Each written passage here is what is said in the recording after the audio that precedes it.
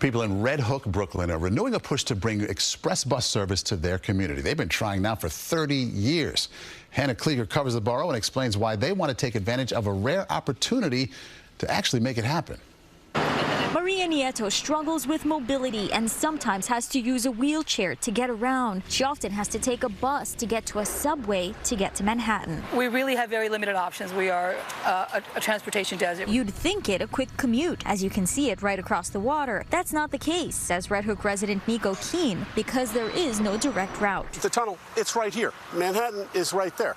So to have a bus that does a loop through Red Hook, makes 3 or 4 stops along the houses, and you take a right, and you're in Manhattan. The neighborhood is home to 2 NYCHA complexes comprising the Red Hook houses. Many residents don't own cars and must rely on the MTA. But their decades-long push for express bus service has fallen on deaf ears. 30 years, Red Hook has been advocating for it. I know that CB6 was involved in 1994. Recently, they formed the Red Hook Coalition for a Bus to Manhattan, a renewed push in light of the MTA's ongoing Brooklyn bus network redesign. The ideal time before changes are made to call for that bus. This is the ventilation tower for the Hugh L. Carey Tunnel, the opening of which is right on the other side of this building. It sends exhaust fumes down into a neighborhood skate park.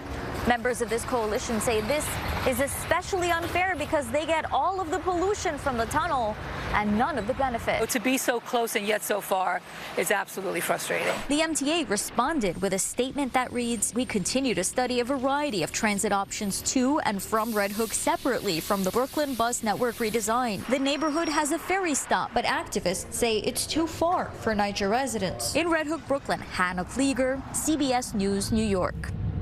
And Hannah is a Brooklyn native and has been covering the borough for years. If you've got a story idea for her, scan the QR code right there on your screen.